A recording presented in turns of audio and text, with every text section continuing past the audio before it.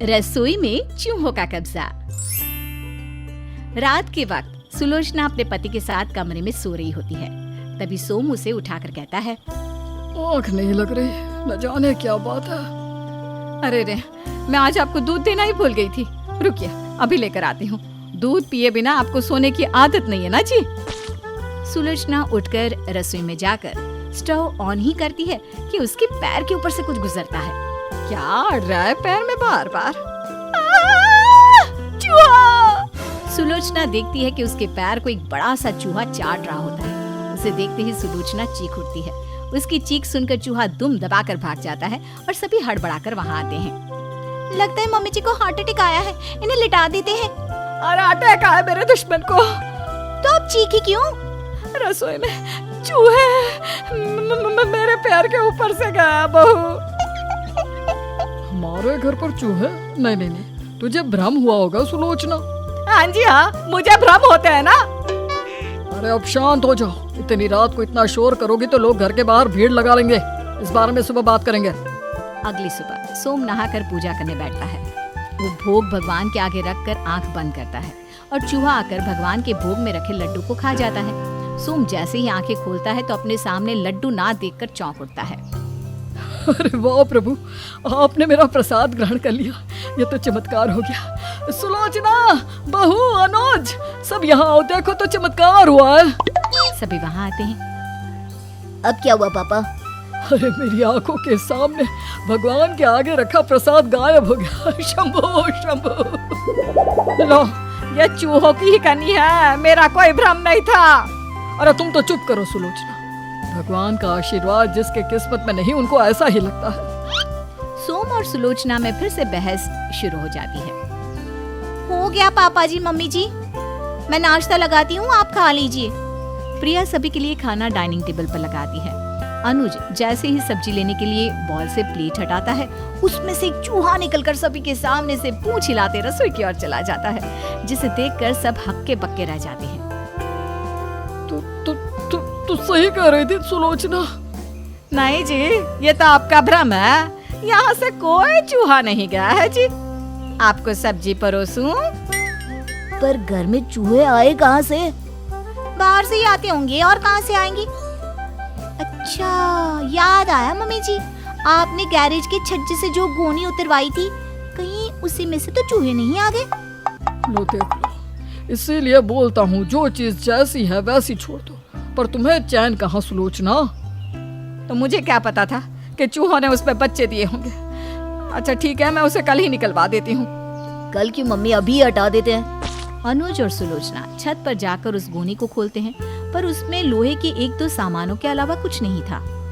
इसमें तो चूहे की लिंडी तक नहीं है, मतलब इसके चूहे थे ही नहीं। ये प्रिया ना अपने ससुर की सगी है, दोनों हर चीज का इल्जाम मुझे पर लगा देते हैं। इसी बीच काम पर जाने का वक्त हो जाता है और अनुज और सोम काम पर चले जाते हैं। दोपहर के वक्त प्रिया रोटी बनाने के लिए एक लोई बनाती है। अब बेलन कहाँ गया? जब तक प्रिया बेलन ढूंढती है, तब तक आटे की लोई गायब हो जाती है। लोई कहाँ गई? शायद बनाई नहीं होगी। प्रिया गुंदे हुए आटे से जैसे ही फिर से लोई बनाने के लिए हाथ आगे बढ़ाती है, तो वो देखती है कि एक साथ 5-6 चूहे वही आटा खा रहे थे। मम्मी जी, चूहे! प्रिया भागकर हॉल में बैठी अपनी सास के पास जाकर उससे हाँफते हुए कहती है, मम्मी जी, चूहे! तो मैं क्या करूं? तू तो कह रही थी मेरे कारण आए हैं चूहे। मम्मी जी, मैं किचन में अकेले काम नहीं करूंगी, मुझे डर लगता है, आप प्लीज मेरे साथ चलिए। चल। सुलोचना और प्रिया रसोई में जाते हैं और ये क्या देखते हैं कि हर तरफ चूहे ही चूहे हैं। गैस पर, जमीन पर, मसालों के डिब्बे पर, मानो कोई पार्टी हो रही हो। हे भगवान, इतने चूहे माँ जी। हे भगवान, मैं चूहा पकड़ने वाली जाली लेकर आती हूँ। सुलोचना धीरे से रसोई के बाहर चूहा पकड़ने का पिंजरा रख देती है, पर एक पिंजरा और इतने चूहे, कहाँ से कुछ होने वाला था। चूहे आराम से जाली में जाकर निकलकर बाहर आ जा रहे थे। ये तो बड़े शातिर चूहे हैं, पिंजरे में नहीं आने वाले। एक काम करती हूँ, अनुज और तेरे ससुर जी को बुलाती हूँ, अब वो लोग ही कुछ करे। तभी उनकी पड़ोसन बिंदिया वहाँ से हाथ में कटोरी लिए आती है। अरे सुलोचना बहन, दही मिलेगा क्या? दही? क्यों, आपके घर पर दही खत्म हो गया है क्या? वाह, ये अच्छा है। दही होता तो क्यों आती मैं, हाँ? आप लोग जब भी मेरे घर आए हैं, मैंने कभी किसी चीज के लिए मना किया नहीं ना। और आज जब मैं दही लेने आ गई तो आप आनाकानी करने लगी। अरे नहीं नहीं बिंदिया, ऐसी बात नहीं है। वो क्या है ना, मैं रसोई में नहीं जा सकती। अरे तो मैं चली जाती हूँ। अरे रुक जा बिंदिया। सुलोचना को साइड हटाकर बिंदिया सीधा रसोई में चली जाती है। बिंदिया अपनी साड़ी उठाकर सीधा घर के दरवाजे से बाहर भाग जाती है। मैं सबको बताऊंगी, आप लोगों ने चूहे पाल कर रखे हैं। अगर हम मोहल्ले वालों के घर में चूहे आए ना तो हमसे बुरा कोई ना होगा। इसी तरह चूहों का आतंक उनके घर पर बढ़ता ही जाता है। अब मजबूरन सभी को बाहर से खाना मंगवा कर खाना पड़ता है। सुलोचना की प्रॉब्लम सुनकर उसकी बहन उसे फोन पर सुझाव देती है। देख सुलोचना, एक काम कर, गोंद का पेपर आता है चूहे पकड़ने के लिए, उसे अपने रसोई में बिछा दे। चूहे उसमें चिपक जाएंगे, फिर सबको उठाकर बाहर फेंक देना। वाह वाह आलोचना, बोलते हुए तुझे शर्म नहीं आई? बेचारे मासूम चूहे, इनकी क्या गलती है? तुझे पता भी है वो पेपर इनकी शरीर की चमड़ी में चिपक जाते हैं, हिल भी नहीं सकते, ना खा पी सकते। मैं इतना बड़ा पाप अपने हाथ से नहीं कर सकती। कहते हैं ना, जानवरों को हमारे मन की भाषा अच्छी तरह समझ में आती है। और सुलोचना के अच्छे मन के कारण भगवान भी उसकी इस चिंता की मुक्ति का रास्ता उसे दिखा देते हैं।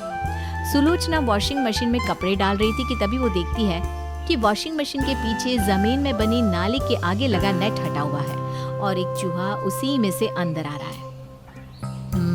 तो आप समझे कहाँ से आए चूहे, पर ये जाली हटाई किसने? सुलोचना सभी से इसके बारे में पूछती है। वो तो मैंने हटाई थी मम्मी जी। और बिल मुझ पर फाड़ दिया। अब मेरी बात सुन, कुछ बिस्किट के पैकेट लेकर आ। हम एक एक कर बिस्किट को रसोई से लेकर इस नाले के रास्ते तक सजा देंगे।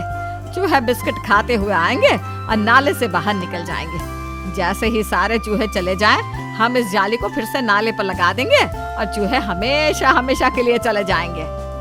सुलोचना ऐसा ही करती है और चूहे सच में हमेशा के लिए चले जाते हैं। चूहों के जाने के बाद भी प्रिया उदास बैठी थी। ये देखकर सुलोचना पूछती है, अब तो चूहे चले गए, बहू तो दुखी मत हो। उन चूहों की ना आदत हो गई थी मम्मी जी। है? उनसे मिलने आप फिर से जाली मत हटा देना।